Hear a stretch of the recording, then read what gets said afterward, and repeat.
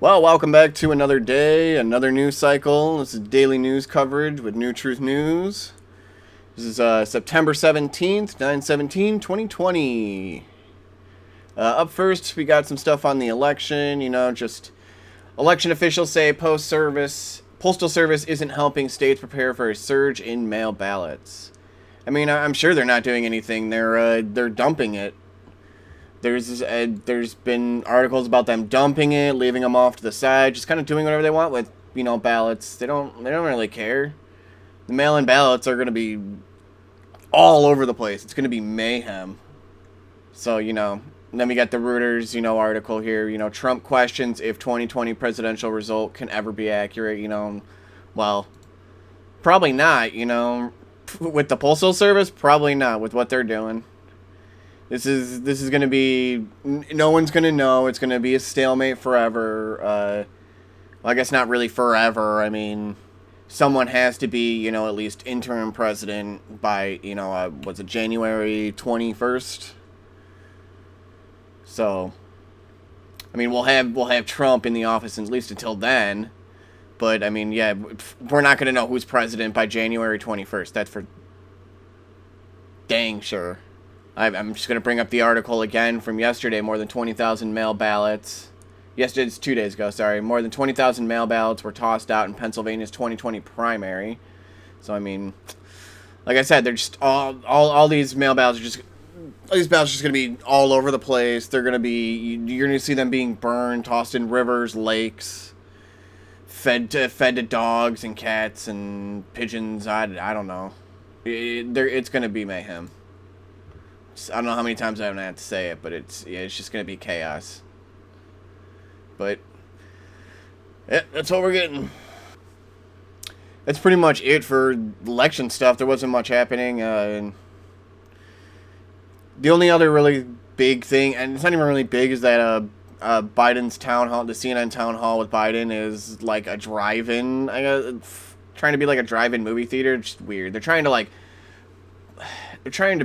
stylize it, I guess, in some way, but I mean, that's just weird. Kids aren't gonna know that. Like, anyone under the age of 25 probably doesn't even know what a drive-in movie theater is.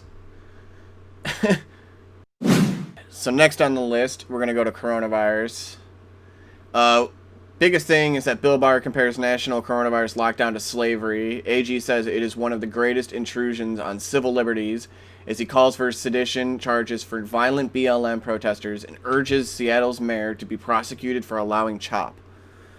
So, that's pretty big. Two people on the call said Barr had asked whether charges could be brought on Seattle's mayor, Jenny Durkin, for allowing people to create a police-free zone, and then allowing riots to happen for over 100 days, along with Ted Wheeler. So, yeah, it's not looking too good for them right now. I mean, we'll see if anything happens to them. We'll see if any charges actually come up, but we won't know until it actually happens. That's all I can really say. Won't know until it happens. But, I don't know, fingers crossed, I guess, because the way that these mayors mishandled the situation and their cities in general, they let their cities burn to the ground. More than most of them. I mean, New York did a pretty good job. Chicago's not doing a great job either. Mayor Lori Lightfoot's doing a terrible job. She's burning all of Chicago to the ground. So yeah, Barr likened the pandemic to life for black people before slavery was abolished after he was asked to explain constitutional hurdles for forbidding a church from meeting during COVID-19. He then blasted state governors, claiming they were using their executive powers to prevent businesses from reopening and people from returning to work. Most of the governors do what bureaucrats always do, which is they defy common sense. Which, yeah, pretty much. They treat free citizens as babies. They can't take responsibility for themselves and others. We have to give business people an opportunity. Tell them what the rules are. The masks. Which rule of masks you had this month. And then let them try to adapt their business to that, and you'll have ingenuity, and people will at least have the freedom to try and earn a living. Yeah, I mean, businesses are closing left and right. small businesses mostly. I mean, big stuff, you know, you got Jewel, Walmart, you got your Aces and your Home Depot. You got your big chains that are going to stay afloat. You got your You've also got your fast food that's going to, you know, stay afloat the whole time. They're not going to go anywhere. Oh, I got burps. I'm sorry. Everybody.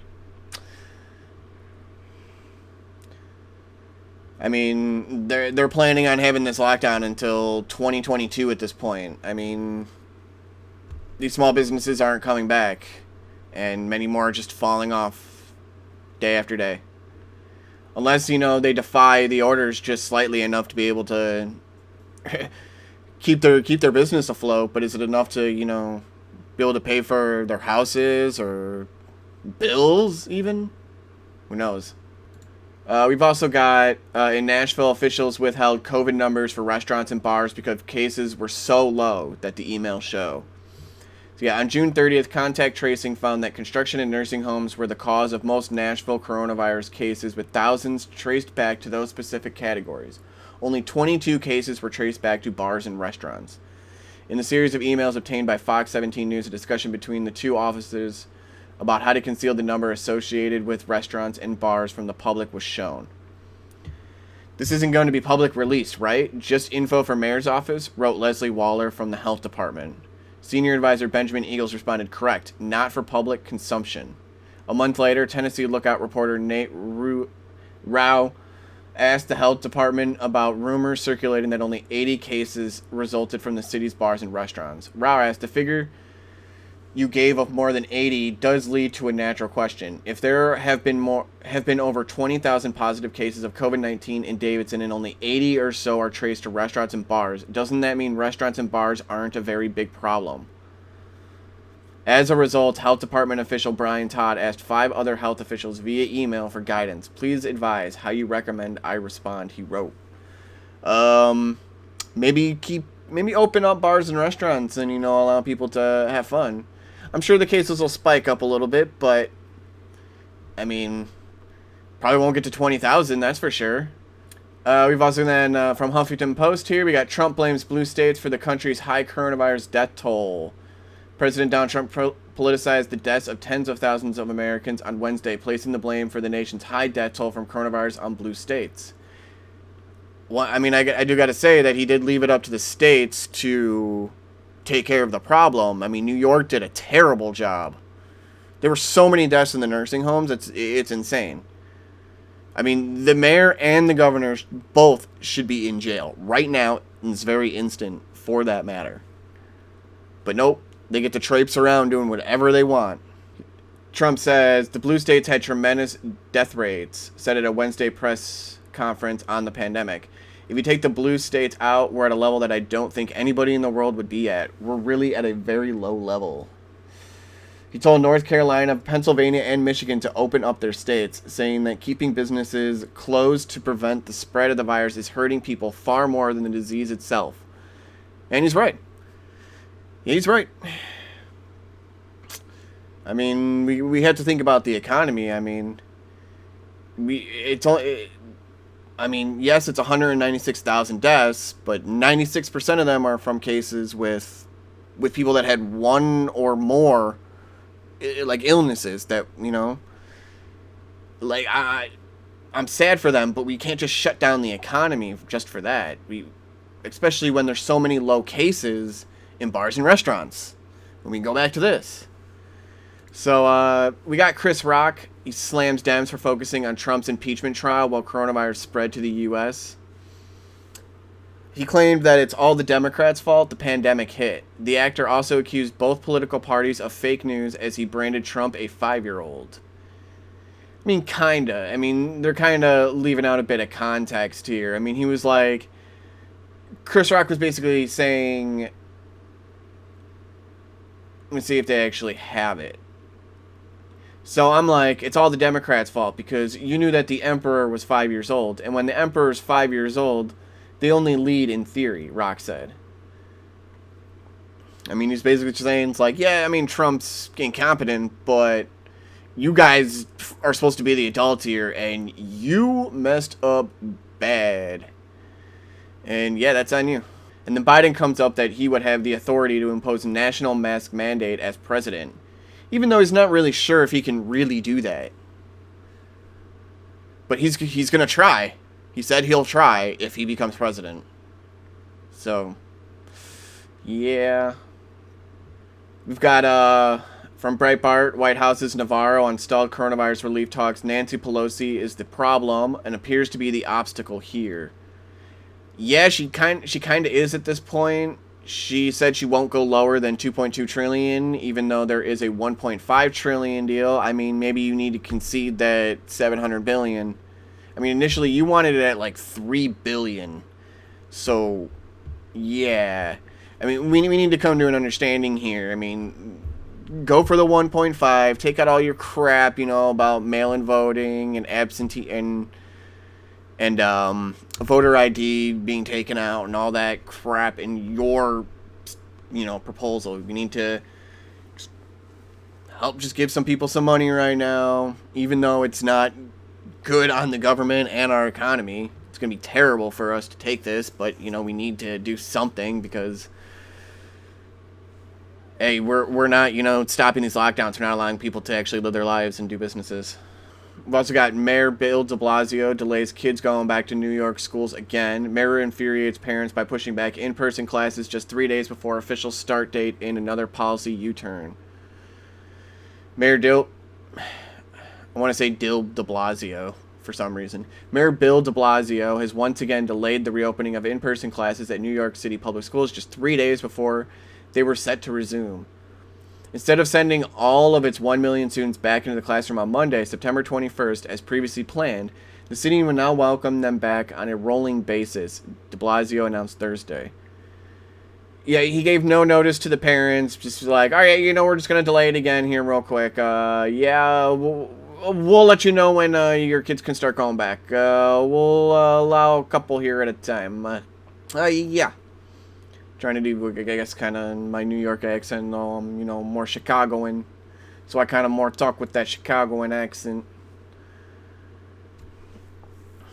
Anyways, we've also got Trump's call for higher numbers and stimulus fight undercuts, Republican strategy. Basically just said President Donald Trump called for higher numbers amid an impasse over a new coronavirus stimulus. I mean, Republicans wanted like less than $1 trillion. So I think, Trump's probably more like, all right, we got this. We got less than $1 trillion, we got a 1.5, and then we got a 2.2. Just pick one of the higher numbers, just go for that 1.5 or something. It could have been, a little bit more specific because now they're going to take it out of context and be like, oh, yeah, no, Trump wants that Democrat, wants that 2.2 trillion one. Yeah, So it'll pretty much end up coming to that. That's pretty much the news on coronavirus. What's the next thing? Oh, yeah. Next, we've got protesting, and there wasn't pretty much any protests going on, probably because of wildfires and other reasons. We'll start out first with BLM riot damages, worst in history, totaling over $2 billion. The mostly peaceful riots that have been rocking the U.S. since the end of May have proven to be extremely costly. The Insurance Information Institute has compiled some shocking data. According to the Institute, property damage claims from the riots this summer have now likely surpassed $2 billion, making them the costliest riots in U.S. history. Yeah, there's some peaceful riots if they're costing us $2 billion. Yeah. You guys know where that $2 billion could have been spent, to could have helped to, better communities. Instead, you guys destroyed those communities, costing $2 billion. It's good, it's a good job. It's a good job. Up next, we also got Portland man allegedly set dumpster fire alongside a police building with 19 people inside. I mean, maybe he wasn't necessarily trying to start the whole building on fire, but if you're trying to start the dumpster on fire right outside, you're probably doing something more sinister than just a dumpster fire. A Portland man was arrested months after he allegedly set fire to a dumpster that had been pushed against a building that was temporarily housing a police precinct while 19 people were inside, officials announced. They're basically getting federal charges now. All these people that had gotten local charges are now getting federal charges. So they're now going after them a second time, now for federal charges, and bypassing the DAs that just let them all go. We've also got the Nebraska bar owner is also indicted in protest shooting death initially ruled self-defense. Well, what had happened is the bar owner's father had kind of gotten in a tussle with some of the protesters, a little bit of pushing. So he went out with a gun, kind of warned him. He's like, I got a gun. Don't do anything. Like, this is my property. Like, you guys need to settle down. And then he got jumped from behind by two of them. And then James Skurlock ended up getting shot. And yeah, James Skurlock was the protester. And the bar owner is getting indicted on manslaughter charges Tuesday by a grand jury. And pretty much it was public outrage that, kind of pushed it to the grand jury. Who knows, it could still end up just being a self-defense charge. It's just going to the grand jury right now. We'll see what happens. From the Gateway Pundit, we got Mob Rule. Nebraska, bar owner was charged for, what I was saying earlier. He was for killing right after city was pressured by local activists and politicians, So they were being pressured, and so now it's going to the grand jury. We got the university president. Students promote GoFundMe for sorority girl facing charges of arson. What we talked about yesterday, rioting in Lancaster. She had earned about $50,000 for to help bail her out. This is privileged people. Some privilege right there. They can go to a ritzy college, riot, and then get bailed out by their peers. Cool. Being arson charges, federal charges. You think you'd want to distance yourself, but no, just give her a whole bunch of money. All right, whatever you guys want to do, that's what you want to do. I ain't gonna stop you. Up next, we got a Portland woman is accused of rioting, faces both local and federal charges. This is from July, so it's just another story of a rioter, being federally charged. Lancaster protesters held on a whopping $1 million bail. That's from, I was talking about yesterday.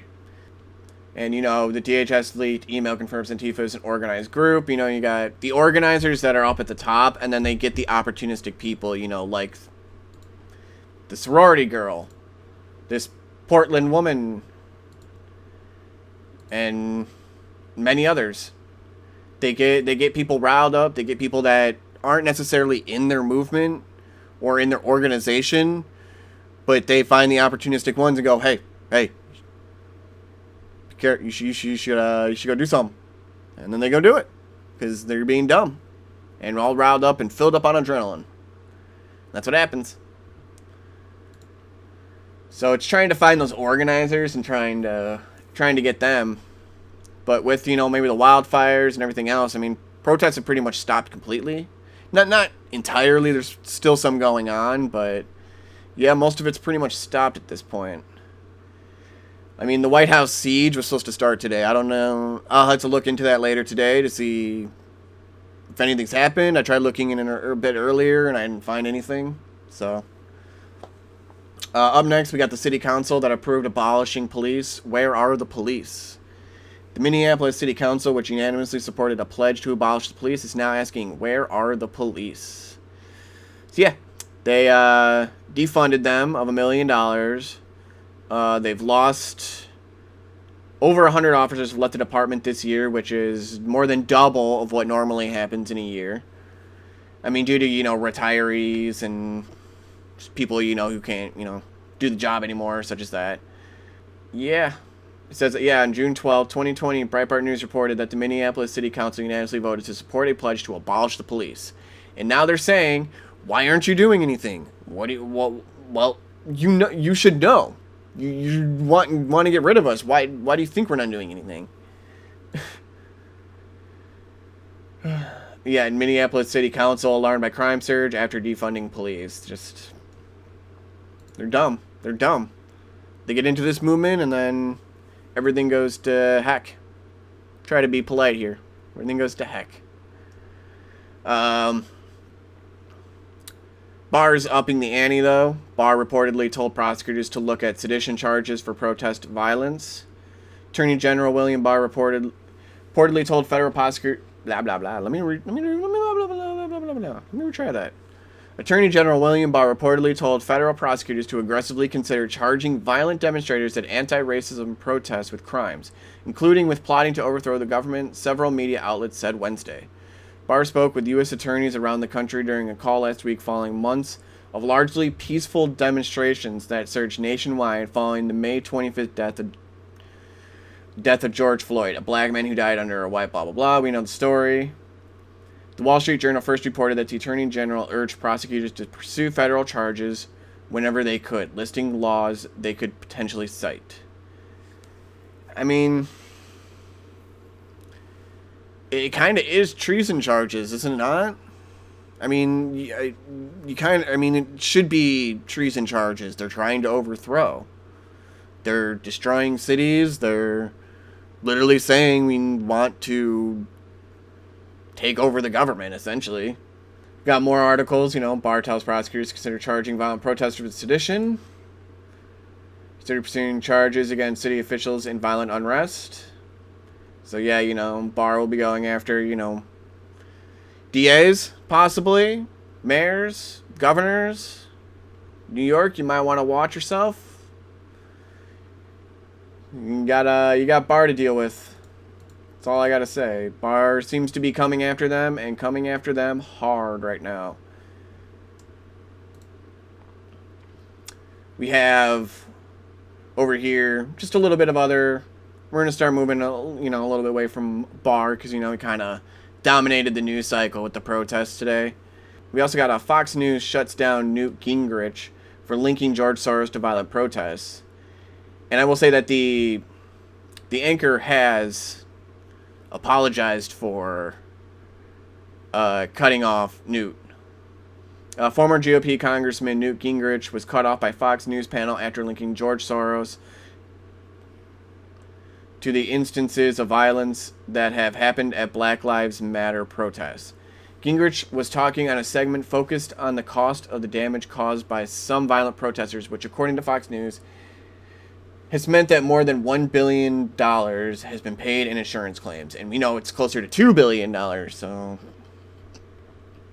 He claimed that the number one problem in cities like Portland, New York, and around the country, which have seen protests against police brutality since late May, due to the killing of George Floyd, is George Soros elected anti-police, pro-criminal district attorneys who refuse to keep people locked up. Says you cannot solve this problem, and both Harris and Biden have talked very proudly about what they call progressive district attorneys. Progressive district attorneys are anti-police, pro-criminal, and overwhelmingly elected with George Soros money, and they're a major cause of the violence we're seeing because they keep putting the violent criminals back on the streets, he wanted to say, and that's true. The DAs keep putting these violent criminals back on the streets. And then they keep doing more crimes, getting arrested, getting set free, committing more crimes, and the cycle just continues. Up next, we got a bail fund promoted by Kamala Harris helped man accused of sexually penetrating a child. A bail fund promoted by Democratic vice presidential nominee Kamala Harris helped a man accused of sexually assaulting an 8-year-old girl get out of jail in July, court records show. The Minnesota Freedom Fund has helped post bail for a man accused of assaulting an elderly woman as he burglarized her home, court records obtained by the Daily Caller News Foundation reveal. The fund also helped bail out a man who allegedly robbed and stomped on a victim's head in Minneapolis on the same day of George Floyd's police custody death, records show. Harris urged her followers to contribute to the MFF in a June 1 tweet, which linked to a fundraising page that contains her picture. Harris's fundraising page continues to actively accept donations for the fund. Yeah, their campaign is Harris, Biden, all of them. They're bailing out these violent criminals. Then like I said, and then the cycle keeps continuing because they're getting bailed out by them. And maybe a little bit more lighthearted news to end the protesting news here. We got a take off your mask. Florida protesters supporting MAGA t-shirts and hats defy COVID rules and march massless through a Target store singing "We're not gonna take it." Florida protesters sporting MAGA t-shirts, blah blah. Yeah, I just read that. Footage shared online shows a small group of anti-maskers marching through the aisles of the store on North Federal Highway in Fort Lauderdale, shouting "Take it off" at other customers and cheering when people apparently complied. The incident took place in hard-hit Florida, where confirmed cases of the deadly virus have now topped 600,000. The death toll is edging closer to 13,000. We got Republican Governor Ron DeSantis has not issued a statewide mask mandate for public places, but several businesses, including Target, have nationwide rules requiring customers and staff to sport face coverings inside their buildings. So, it's some non-violent protesting. Pretty much that's about it. This is American protesting at its finest. Non-violent. And just going against, what you believe is wrong, what you believe, wrong for society, what needs to be changed. This is how you do it right. Alright, last on the list is just miscellaneous in the weather. We have Sally spreads torrential rain over southeast and Hurricane Teddy to become major hurricane on way to Bermuda. So we got about almost 30 inches, in certain areas, and now Teddy's rolling in with a few others coming shortly after. So we're going to have even more flooding as time goes on. So we've got pretty much historic wildfires that a good amount of arsonists are starting, which wouldn't be as bad if these arsonists weren't starting them. Not all of them are arsonists, but a good amount of them are. And then we've also got the flooding and hurricanes on the other side of the country. So we're just getting beat and battered, and it's tough. It's tough right now.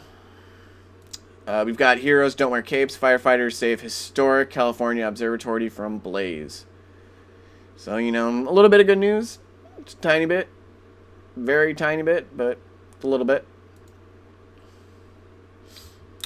Up next, we got former model accuses Donald Trump of sexually assaulting her at U.S. Open tennis in 1997 and claims he shoved his tongue down my throat and his hands were very gropey. I don't know why you didn't come out when any of the others came out. You mean, it just seems convenient timing that you came out a month and a half before the election.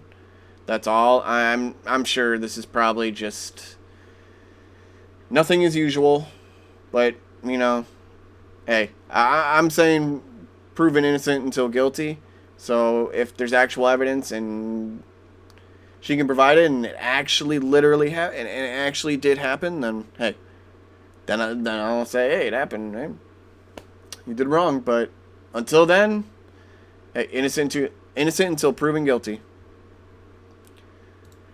We got U.S. Open's investigation into claims of forced hysterectomies on detained migrants. That was from yesterday's. So they opened up whatever's going on in there. There's something going on. We do know that's a private company that is running the ICE detention center. I will say that. It is a private company that is known for doing some sketchy stuff already. Alright. Next on the list is 860,000 Americans filed jobless claims last week. So more and more people, or less and less people are filing jobless claims each week. Numbers starting to go down, and more people are starting to get jobs.